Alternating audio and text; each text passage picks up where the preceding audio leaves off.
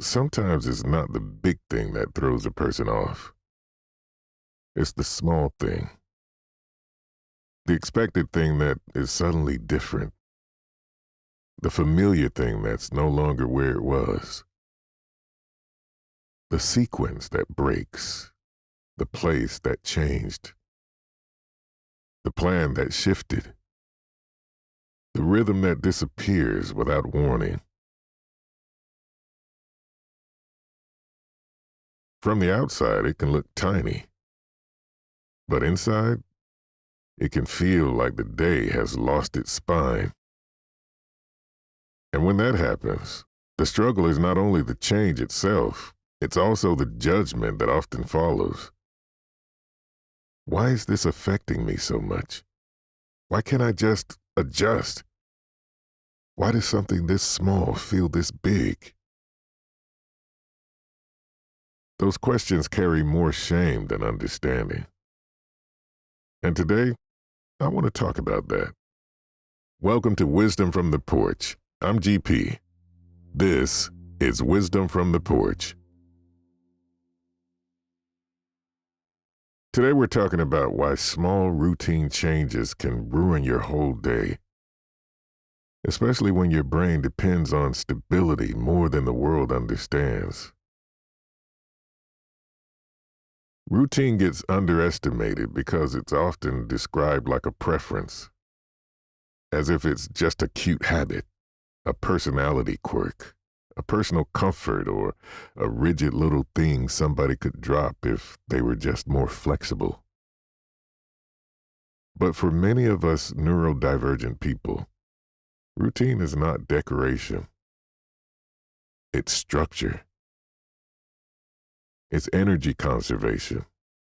It's decision reduction. It's sensory predictability. It's emotional pacing. It's a way of lowering the number of variables the brain has to manage before the day has even really started. To us, that matters. Because daily life already asks for a lot. It asks for transitions. It asks for masking. It asks for quick recovery. It asks for attention shifting. It asks for social interpretation. It asks for noise tolerance. It asks for internal regulation while still appearing outwardly steady. So when a routine exists, it is often doing far more work than anybody else can see. What looks small from the outside may be holding up a surprising amount of internal order. Which means when that thing shifts, the reaction isn't always about the thing itself. Sometimes it's about the collapse of everything that thing was quietly supporting.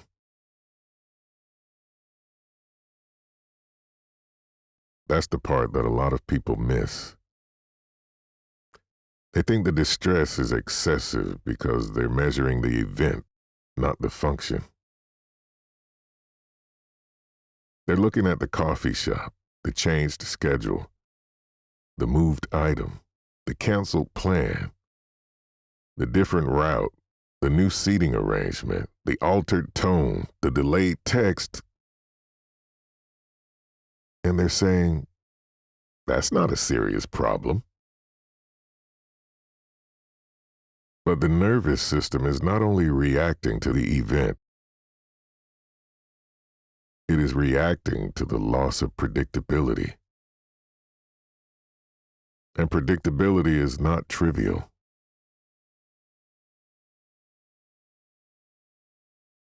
Predictability helps the brain know what to prepare for. It helps the body know how much guard to keep up.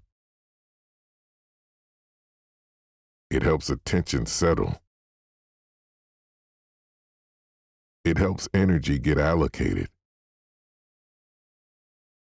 It helps transitions happen with less friction.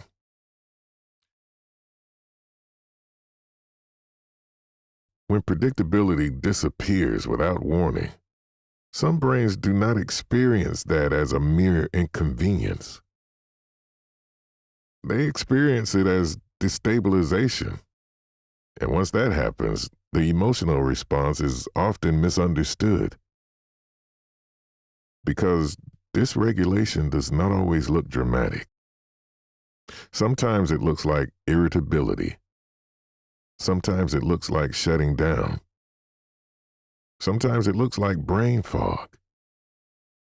Sometimes it looks like grief over something other people think should not matter. And sometimes it looks like suddenly not being able to do things that felt manageable 10 minutes earlier.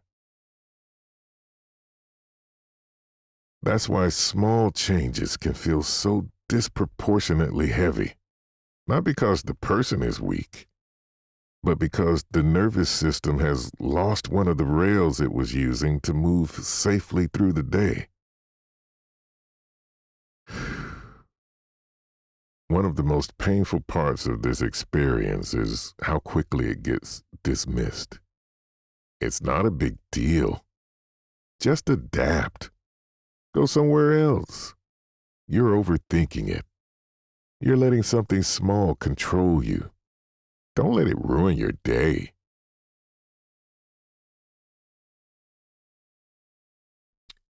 People often say these things because they believe they're helping.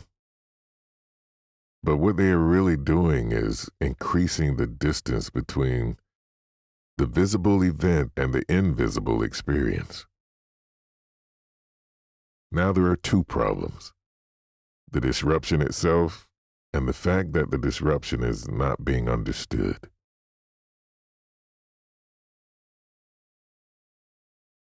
That second layer matters because when a person feels destabilized and then gets told their destabilization is unreasonable, shame moves in fast. Now it's not just my routine changed. Now it becomes something must be wrong with me for reacting this way. And shame is a terrible regulator.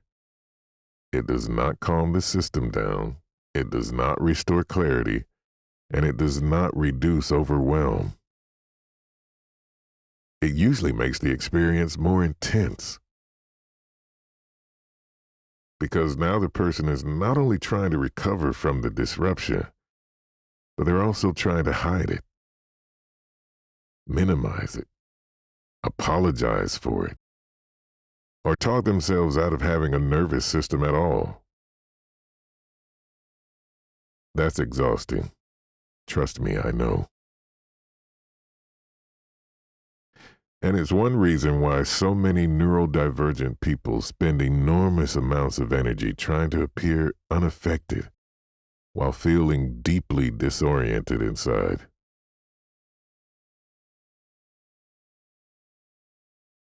That shame layer can be more damaging than the original trigger, because once the mind starts moralizing the response, recovery gets harder. Instead of asking, what just got thrown off here? The brain starts asking, why am I like this? Instead of, what support would help? It becomes, how do I hide this faster? Instead of, what changed in my system? It becomes, how do I become less inconvenient? It turns a regulation problem into an identity problem. And many people have lived with that long enough that they no longer notice it happening. They think they're being reasonable, mature, or self-aware when really they're punishing themselves for having a predictable reaction to unpredictability. So let's tell the truth. For many neurodivergent minds, routines are not just habits. They are scaffolding. And when scaffolding gets removed suddenly, The body and brain may respond with confusion, frustration, grief, fatigue, anger, or shutdown.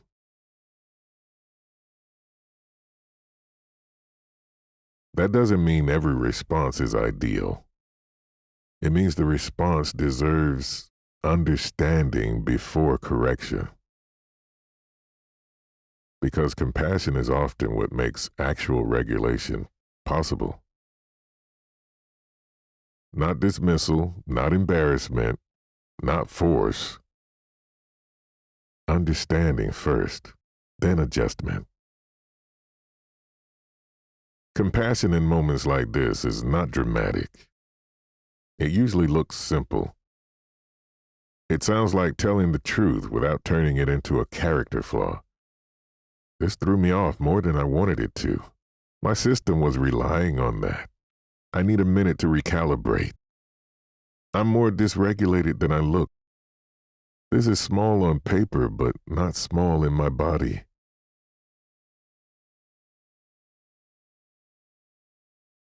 That kind of honesty can change everything because it names the experience accurately. And accurate language is grounding. Compassion always means not forcing instant emotional neatness. Not demanding that a nervous system recover on command just because the trigger seems minor to somebody else. Sometimes the body needs transition time. Sometimes the brain needs a replacement structure. Sometimes the answer is not to shame the reaction, but to ask, what can become the new anchor here? What can be made predictable again? Maybe it's a fallback plan. Maybe it's a sensory reset. Maybe it's 5 quiet minutes before the next demand. Maybe it's choosing one familiar thing when everything else suddenly feels unfamiliar. Maybe it's simply permission to admit that the day got knocked sideways. And that permission matters because people often recover faster when they're not spending energy pretending they're fine. This is where a lot of healing lives. Not in becoming a person who's never affected, but in becoming a person who knows what to do when they are. That's different. The goal is not emotional invincibility. The goal is a kinder re-entry. A way back. A method of meeting the disrupted moment without escalating against yourself. Because when the routine breaks, the nervous system does not need a lecture. It needs help finding the ground again. And that can be surprisingly ordinary. Return to one stable sensation, one stable action, one stable thought, one stable rhythm, not to deny the disruption, but to keep it from taking over the entire internal landscape. Over time, this kind of response builds trust. Not trust the world will stay predictable. It won't. But trust that when it shifts, you can meet yourself with more skill and less cruelty. Because many people have spent years believing their pain around small things makes them fragile. When often what it really shows is that their system has been doing hard, precise work all along, and the world has not known how to notice it.